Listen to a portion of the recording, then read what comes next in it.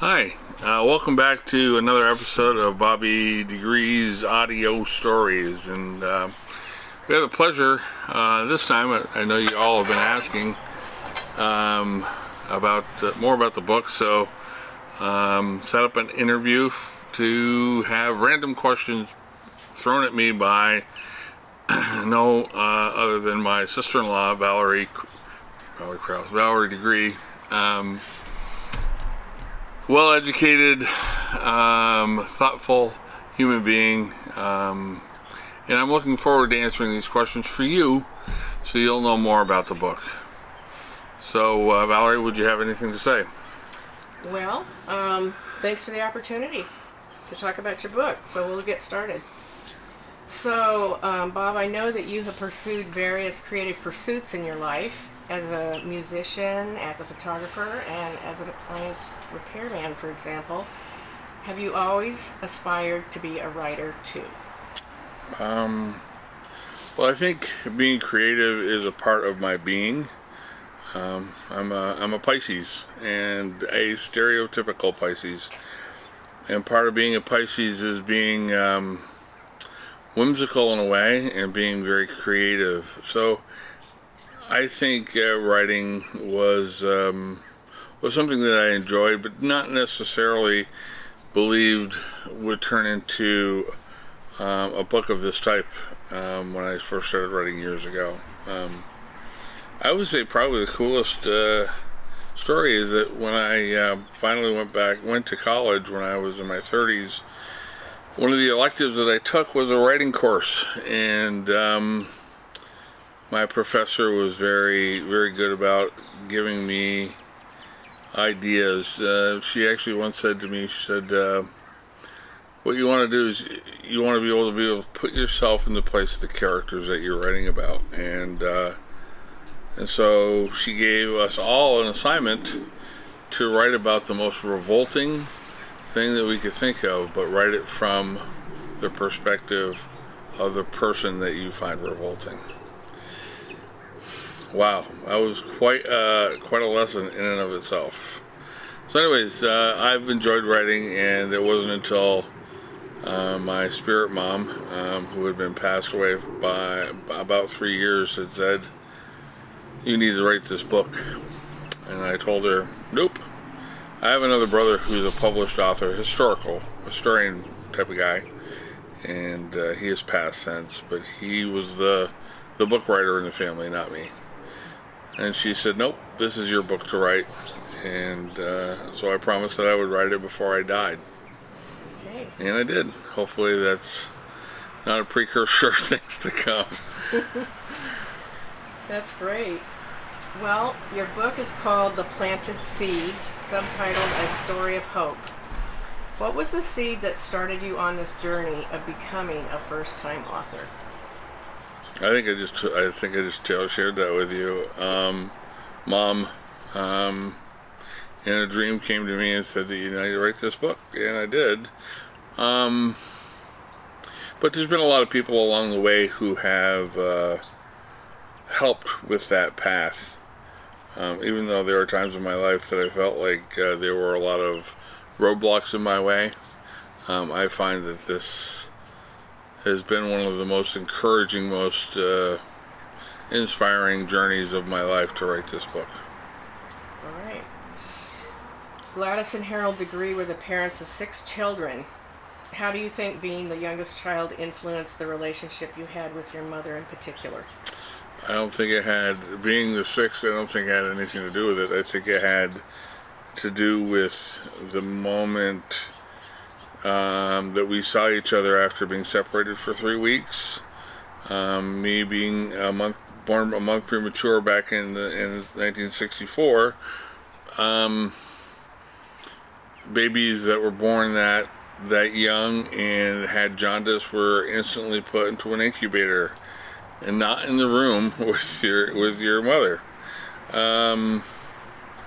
So we missed that experience, but I think when we finally connected, now I can't tell you this because that was when I was a baby and I don't have any memories of this, but I believe that there was a spiritual bond that was connected that carried us throughout our life. She was my biggest advocate. She was the one that believed in me, and I'll never love her less for being that person in my life. In what time and place did your mother Gladys grow up in, and how did that shape the person she became? Well, she was born in 1933, and she was a Depression-era child. There were many times in our family growing up, family of 6 kids, which was a little smaller than she grew up in because she was one of 13. But I think she had a firm grasp on how much it costs to raise a family and what were the things that didn't cost anything that made families come together. So she, like for instance, I remember wanting a pair of Levi's jeans, and at the time that was $20, and you all may think that $20 isn't much, but back then it was a lot. But with my mom's thinking, whatever she had to buy for one, she had to buy for all. So that was, 6 would be $120. So she wasn't going to spend $120. So you weren't going to get that $20 pair of jeans. But she would create opportunities not only to get us out of her hair, but for us to enjoy our childhood without the need of a financial this or that or the other thing. We would go camping every year, and we would do all sorts of things that made the family closer and tighter and more full of love. What were some of the life lessons that your mother imparted to you as you were growing up? Life lessons. Love each other, be respectful, be kind. Even when you don't necessarily agree with what somebody's saying, at least give them the respect and honor to listen to what they think is important to them. She was great at that. And of course, the big life lesson, which you'll have to read in the book, which is what happens after we're not here anymore. Okay. The theme of faith is prominent throughout your book. How can this quality be of help to your readers in the world that we live in today? I would say, especially in the world that we live in today, it's all we have to hang on to.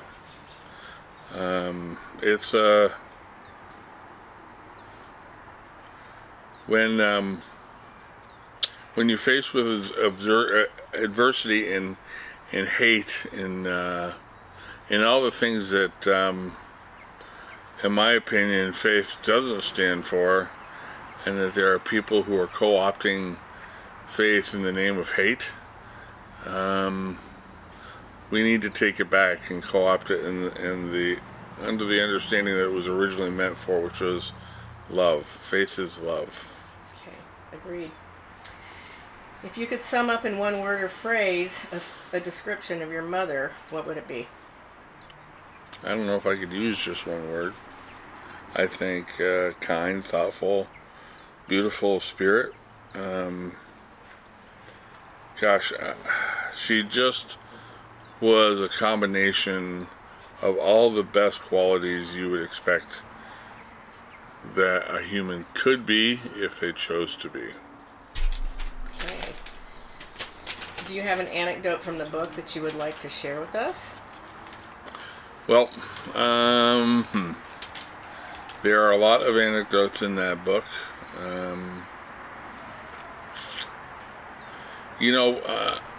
I feel like the one that sticks in my head that I've shared with you before, which is about the fishing expedition, which was there was a little pond just down the hill called Mill Pond, and next was a pond, and they had an old sawmill on it years and years and years ago, and since that sawmill had been torn down or fallen apart or whatever, but there was this metal place where that kind of used to stand. And anyways, all 6 of us kids and my dad went down fishing, and and it was supposed to be an enjoyable moment, and maybe a moment Mom could have a little peace and quiet.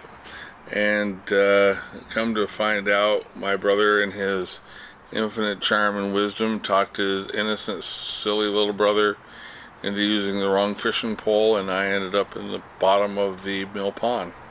And I didn't know any better, because I'd never been in water that deep before. Every bit of water I've ever been in was a bathtub, which is I just sat there. So after Dad figured out there was only 5 kids left on that piece of cement instead of 6, he reached down and pulled me out.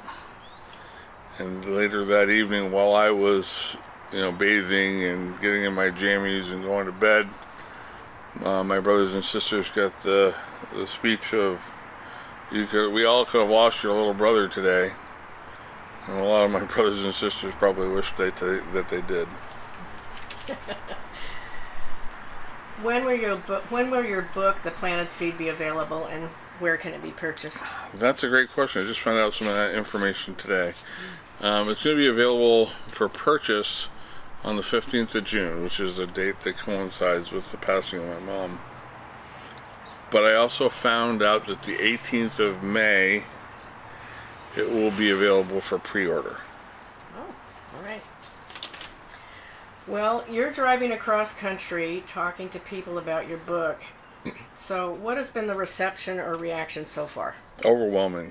There's a lot of people who need to feel and embrace and surround themselves with love and kindness. And that's really kind of the underlying message of this book, is love and kindness, and treat people as you want to be treated, and don't disparage anyone. My mom never disparaged a single soul. That's why there were so many people who were sad to see her go. So just, I would say there was a ton of people who just shared their experiences with what they believe is next, and I just think that it's a message that everybody longs to hear. Okay. Would you be willing to chat with people about your book? And if so, where can they contact you? Yeah, absolutely. My mother gave me this mission to write this book to get her message out. So in whatever way, shape, or form I have to do that to have this reach the most people, I plan on doing that. We have a YouTube channel. Obviously, if you're watching this, you're on it. And there's an email address, which is plantedseed321@gmail.com. Yeah, any feedback, any questions, any thoughts, I'm open to it, because I really, this message, the more it gets out there, the more it satiates my mother's soul. And that's what it's all about. It's not about me, it's about her message. All right. Well, Bob, thank you for sharing your soon-to-be published book with us today. All the best. Thank you. And thank you. And I forgot to tell you, I keep forgetting to tell people, please subscribe. It's free. Doesn't cost you anything. And it really helps my channel. Thanks again for being a part of Bobby Degrees Audio Stories. We'll see you next Friday.